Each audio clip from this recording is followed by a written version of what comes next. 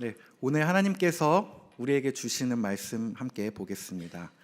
오늘 하나님께서 주시는 말씀은 히브리서 10장 1절에서 4절 말씀, 그리고 두 군데인데요, 10절에서 14절까지의 말씀입니다.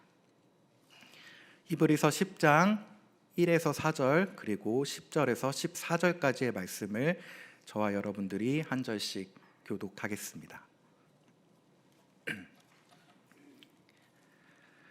율법은 장차 올 좋은 일의 그림자일 뿐이요 참 형상이 아니므로 해마다 늘 드리는 같은 제사로는 나아오는 자들을 언제나 온전하게 할 수 없느니라.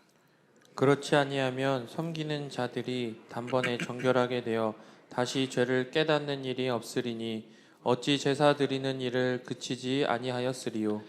그러나 이 제사들에는 해마다 죄를 기억하게 하는 것이 있나니 이는 황소와 염소의 피가 능히 죄를 없이 하지 못함이라. 10절을 제가 읽겠습니다. 이 뜻을 따라 예수 그리스도의 몸을 단번에 들이심으로 말미암아 우리가 거룩함을 얻었노라.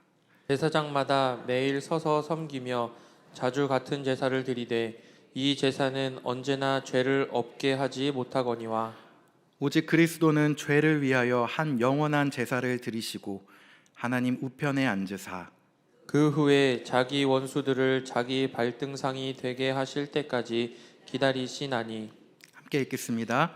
그가 거룩하게 된 자들을 한 번의 제사로 영원히 온전하게 하셨느니라. 아멘. 네, 할렐루야. 오늘 이 좋은 날에 하나님의 말씀을 나눌 수 있는 이 귀한 자리로 초대해 주신 우리 하나님과 또 염산교회 그리고 우리 성도님들께 감사를 전합니다. 오늘 이 시간 성령님께서 함께 동행해 주시고 또 제 입술을 통해 복음만이 증거되는 그런 귀한 시간 될 수 있기를 주님의 이름으로 축복합니다.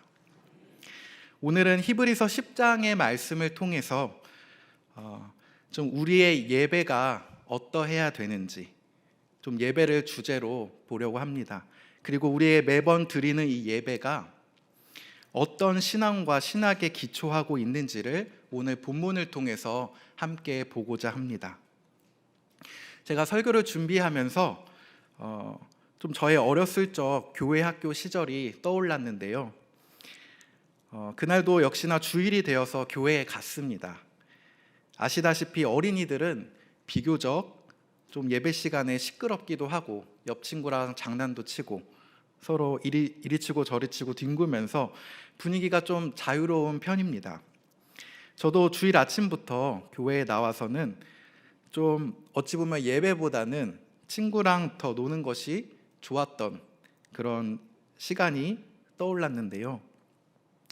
예배가 시작되기 전 그렇게 교회에서 친구들과 장난치고 수다 떨었던 그런 시절에 있어서 한 번은 예배가 시작한 한 5분 전에 저도 이제 들뜬 마음으로 이제 놀고 싶은 마음으로 있는 저를 어느 교사 한 선생님께서 저에게 다가오셔서 저를 꼭 안아주시며 예배가 시작 전에 저에게 이렇게 기도해 주시는 것입니다.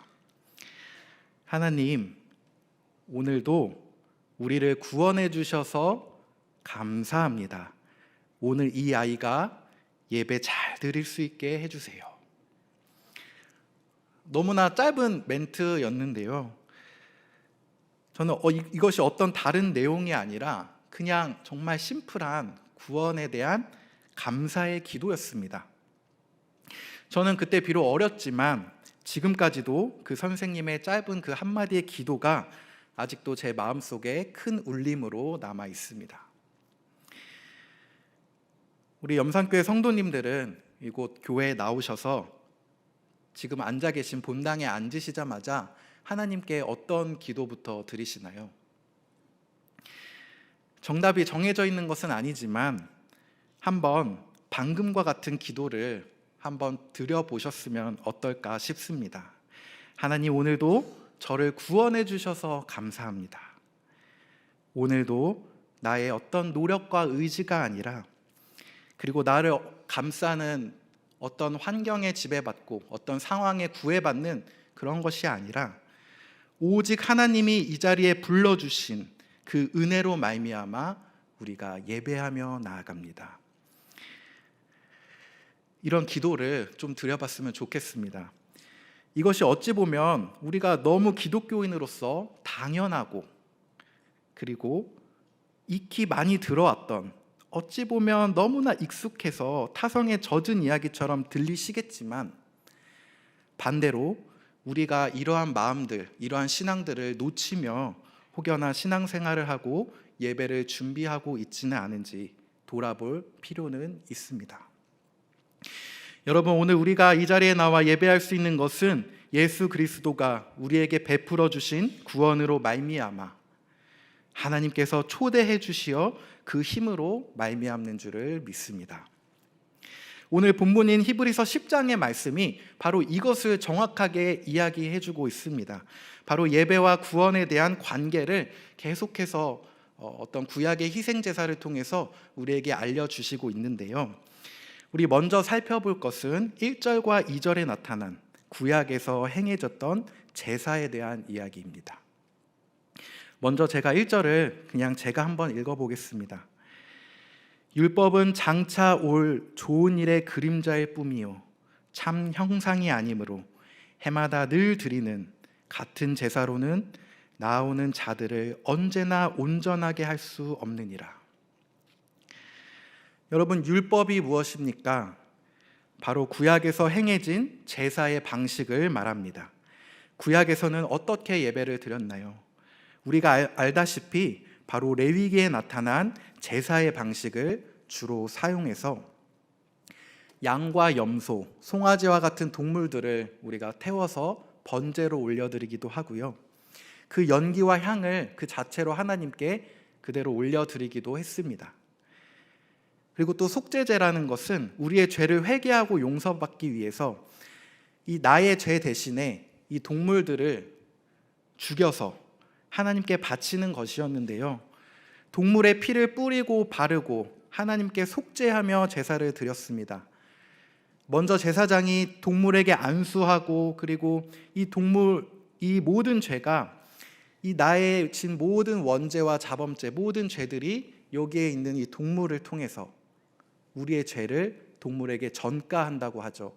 동물에게 죄를 옮겨서 그 죄를 하나님께 태워서 올려드렸던 것입니다.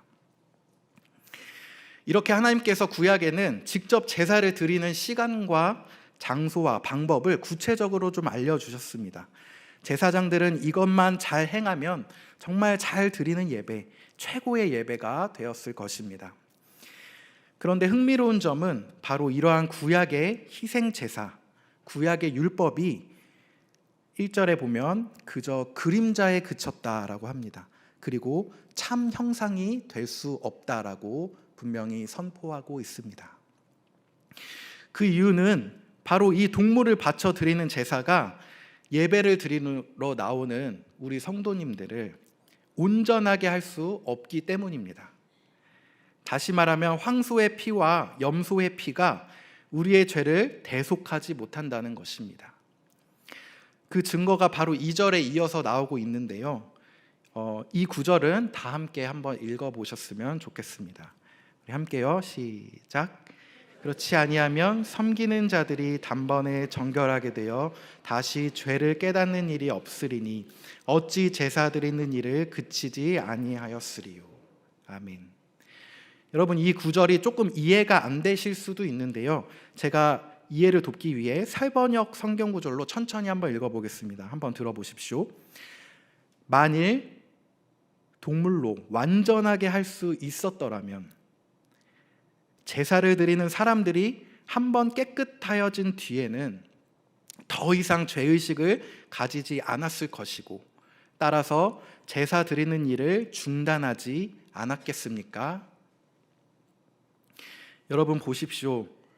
만일 동물로 드리는 제사가 우리의 죄를 완전하게 속량하고 완전하게 깨끗하게 해줄 수 있었다라고 친다면 우리는 제사를 반복적으로 드릴 필요가 없어진다는 것입니다. 그만 드려도 됩니다. 만약에 정말 동물이 우리의 인간의 문제를 해결해 주었다면 내일이 밝아올 때도, 내년이 돌아올 때도 우리는 이제 더 이상 제사를 반복해서 드릴 필요가 없을 것입니다. 그런데 구약에 나타난 제사는 해마다 반복해서 늘 드리지요. 결국 여기서 말하고자 하는 바는 이러한 희생 제사가 우리의 죄를 완전히 씻어줄 수 없다는 것이 바로 포인트입니다. 여러분, 이러한 제사는 우리의 죄를 완전하게 하지는 못하지만 그렇다고 해서 이 제사가 아무런 유익이 없는 것은 아닙니다. 3절에 보면 이 제사들에는 해마다 죄를 기억하게 하는 역할을 한다라고 말씀합니다. 우리는 날마다 우리의 죄를 기억하고 하나님 앞에 아뢰어 나가는 것이 바로 이러한 구약 제사의 유익한 점입니다. 이로써 더욱 확실해지는 것은 희생 제사가 죄를 기억하게 하는 것이지 죄를 영원히 사해주지 못한다는 사실이 더욱더 우리에게 깊이 다가옵니다. 여러분, 종교개혁자 마틴 루터를 아시죠? 그가 주장했던 교회의 바벨론 포로라는 글이 있습니다. 그것은 중세시대의 1000년의 긴 역사 기간 동안 드려졌던 미사 예배에 대한 비판 글입니다. 그 중에 인용 구절을 한번 읽어보겠습니다. 너희의 어떤 공적이나 요구와는 상관없이 이러한 말인 예수 그리스도로 모든 너희 죄의 용서와 영원한 생명을 너희에게 약속한다 라고 되어 있습니다. 이처럼 루터는 중세시대의 미사에 대해 개혁을 주장했는데요. 루터가 주장했던 것 또한 예배를 드리는 의미 자체가 우리가 구원을 반복해서 구원을 다시 획득하거나 매번 죄사함을 받는 의미가 아니라 믿음으로 구원의 은혜를 기억하고 받아들이는 것이라고 말했습니다. 그러므로 율법 아래에서 반복적인 희생 제사가 되풀이될 때에 우리의 죄는 제거받지 못할 것입니다. 또한 이것은 아우구스부르크 신앙고백서에도 잘 나타나 있는데요. 이 문서의 목적은 원래 자신들의 교회 개혁에 대한 로마 교회의 공격과 오해로부터 자신들을 방어하기 위해 만든 그런 문서입니다. 이것은 어떤 공격과 오해였냐면요, 바로 율법주의와 희생 제사였습니다. 하나님께 무언가를 계속해서 바쳐야만 할 것 같고 하나님께 올려드려야 하고 우리의 공적과 우리의 노력을 올려드려야만 비로소 인간은 하나님의 진노를 피할 수 있다, 이러한 사실이 지배적으로 팽배했었습니다. 여러분, 이것은 은혜와 의, 죄의 용서를 위하여 하나님을 그저 달래는 반복적인 제사일 뿐이었습니다.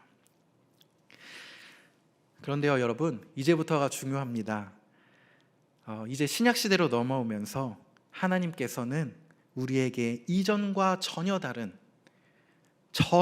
새로운 차원의 방식의 제사 예배를 제시해 주시고 계십니다.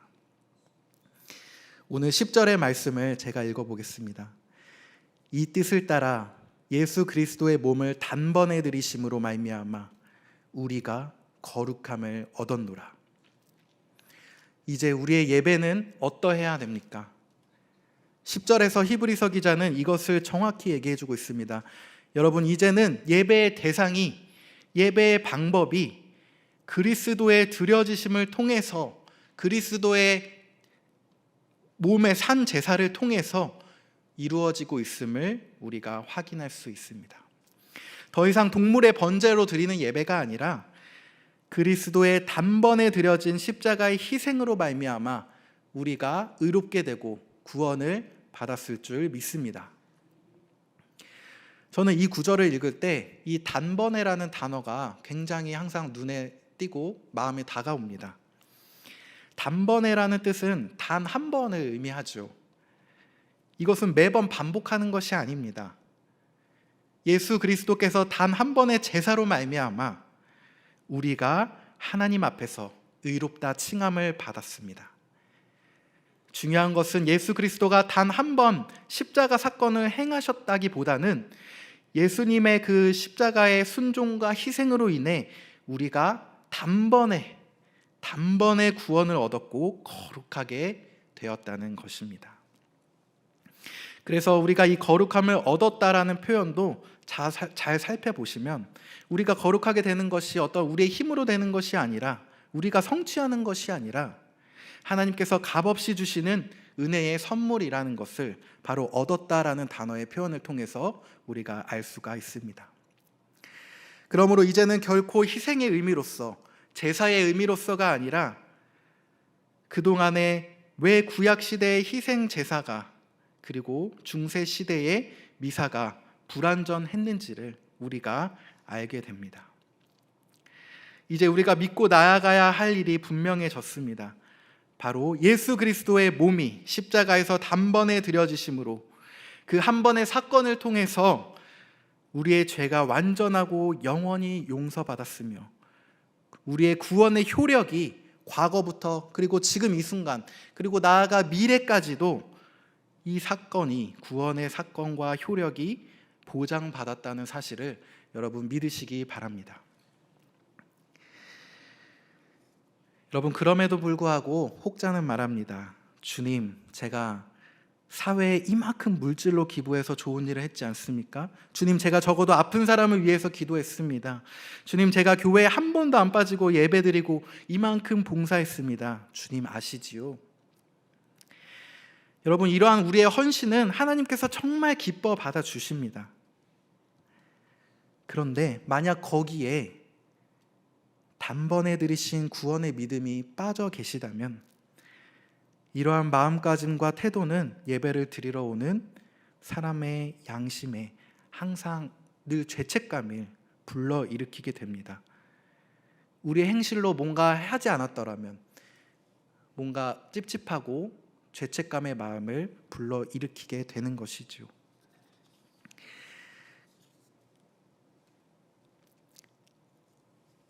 그러니 여러분, 이제는 그리스도를 통해 우리의 죄가 다 사함받고 또 우리의 구원이 영원한 효력을 얻었습니다. 죄에 대한 죄책감에서 벗어나 정말 십자가에 대한 구원의 확신으로 우리가 죄사함을 얻고 우리의 죄가 영원히 해결받았다는 이 구원의 진리와 이 신앙의 기본기를 저와 여러분이 잘 간직하시길 바랍니다. 여러분, 그런데 한 가지 떠오르는 질문이 우리 안에 있습니다. 단번에 얻은 구원으로 인해서 우리의 남은 여생을 어쩌면 소홀하고 어쩌면 구원받음에 대한 이 긴장감이 완전히 사라진 채 하나님 한 번만 구원받았으면 됐지, 단번에 구원을 이루어 주셨으니까 이제 우리 마음대로 살아가겠습니다 하는 그러한 의구심이 들 때가 있을 것입니다. 그러나 여러분, 이것은 우리가 구원을 받아서 이제 우리 마음대로 방탕하게 살라는 그런 의미가 결코 아닙니다. 우리가 구원받음으로 감사함으로 이제는 거룩한 삶을 살아내는 것 또한 하나님께서 우리에게 주신 사명이자 거룩한 명령입니다. 그 구원의 은혜에 우리가 먼저 감격해서 우리가 하나님께 표현하고 우리가 하나님께 응답하여 나아가는 그러한 우리의 드림이 우리의 예배가 되어야 될 줄 믿습니다. 여러분, 우리의 공로로 인해 구원받은 것은 아닙니다. 그러나 분명한 사실은 하나님은 우리가 드리는 응답의 행위를 매우 기뻐하신다는 사실입니다. 우리가 좀 더 우리의 마음을 쓰고 우리의 매일의 삶 속에서 하나님을 기쁘시게 하는 다양한 방법으로 그런 응답을 통해 하나님께 반응하시는 우리 저와 여러분 되시길 축복합니다. 그래서 우리가 받은 은혜는 그저 은혜 받고 땡이 아닌, 값싼 은혜가 아닌 하나님께서 베풀어 주신 은혜에 크게 감격하는 은혜입니다. 크게 그 감격하는 은혜에 우리가 반응하고 예수 그리스도의 장성한 분량까지 거룩하게 나아가는 은혜입니다. 한 소설가 박종삼의 흑색을 닮아간다라는 소설이 있습니다.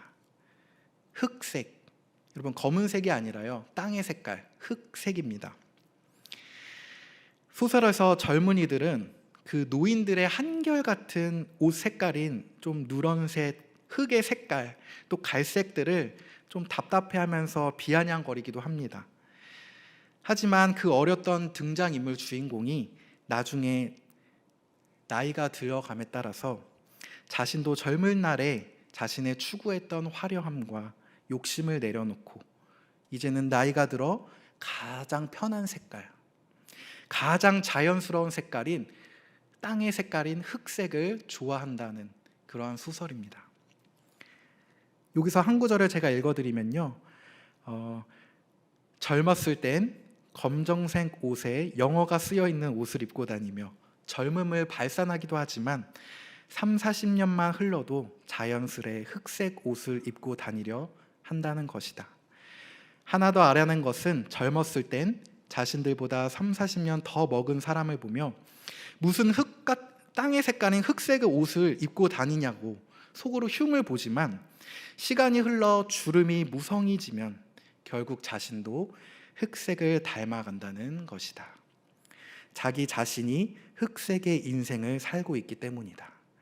흑색이란 가장 자연스러운 색깔이다. 하나님께서 우리를 구원해 주셨다면, 우리를 단번에 의롭다 칭해 주셨으면 이제 우리는 하나님을 닮아갈 수밖에 없는 자연스러운 색깔로 옷 입혀지는 겁니다. 그러므로 14절에서 그가 거룩하게 된 자들을 한 번의 제사로 영원하게 온전하게 하셨다는 이 말씀은 우리가 삶 속에서 거룩하게 바로 성화의 영역까지도 포함하는 것입니다. 이것이 바로 우리가 예배를 통해서 거룩하게 나아가야 할 우리의 책무이자 하나님이 명령하신 사명입니다. 여러분, 마지막으로 말씀드릴 것은, 그렇다면 영원한 제사함을 얻은 우리가 왜 매 주일 그리고 오늘처럼 매 수요일 같은 때 우리가 공예배 그리고 각종 모임에 왜 이렇게 많은 모임에 모여서 왜 예배를 드려야 하는지에 대한 이야기를 잠깐 나누고 싶습니다. 그동안 앞에서 말했던 반복적인 제사가 필요 없다는 해석을 통해서 이제 우리가 교회 공동체의 모임이 필요 없다든지 이제 우리가 마음껏 누려도 된다든지 하는 것이 결코 아닙니다. 이제 우리가 본문 오늘 읽지는 않았지만 23절의 말씀을 보면 우리가 왜 예배하기 위해 왜 우리가 매주 모이기에 힘써야 하는지 그 이유가 23절에 제시되고 있습니다. 그것은 바로 우리가 구원받았다는 사실을 확인하고 그 소망을 굳게 잡고 나아가기 위해서라고 하나님께서는 분명하게 말씀하고 계십니다. 23에서 25절을 구원의 소망을 굳게 잡고 우리가 구원받았다는 이 사실을 서로 돌아봐주고 서로 사랑과 선행과 격려로 주님의 날이 올 때까지 더욱 모이기에 힘쓰라라고 하나님께서 말씀하고 계십니다. 여러분, 우리가 교회에서 모이기에 힘쓰십시오. 좀 이런 말을 많이 들어봤을 것인데, 그런데 이 모인다는 것의 정말 본질적인 의미는 우리가 함께 예배함으로, 우리가 함께 모임으로 말미암아 자발적으로 모여서 하나님께서 우리에게 어떤 은혜를 베풀어 주셨는지, 하나님께서 우리에게 어떤 그 크신 사랑을 베풀어 주시는지에 대한 반응의 감사의 응답이며 그 응답을 서로가 격려하며 확인하며 또 혹은 때로는 의심이 들고 구원이 흔들리는 믿음의 지체가 있을 것입니다. 그러한 사람들을 우리가 선행으로 사랑으로 돌보아 주기 위해서 바로 모이고 예배하라는 하나님의 말씀입니다. 그날이 가까워질 때까지 모이기에 힘써 예배하십시오. 공동체를 돌아보아 믿음이 약해지려 하는 지체들에게 서로 권면하십시오. 여러분, 이제 말씀을 맺겠습니다. 예배의 자리로 나온다는 것은 예수 그리스도께서 죽으시고 부활하심으로 말미암아 우리가 단번에 거룩함을 입고 그 사실에 감사하며 나아가는 자리입니다. 구약의 희생제사와 반복적인 제사는 결코 우리의 원죄를 끊어낼 수가 없습니다. 바로 그리스도 한 분만이 십자가를 통해 우리에게 생명을 주시고 구원을 허락해 주셨습니다. 우리는 이제 구원에 대한 확신을 가지고 감격하며 하나님 앞에 감사로 표현하며 나아가야 될 것입니다. 또한 서로가 서로를 보듬고 지체들을 사랑과 선행으로 격려해야 될 것입니다. 바로 이러한 것들이 우리가 드려야 할 예배의 가장 기초적이며 가장 기본적인 신앙의 기본기가 되어야 될 줄 믿습니다. 우리의 삶의 자리는 매우 쉽지 않습니다. 시대가 흐르며 예배의 자리가 쉬워지지 않고 있습니다.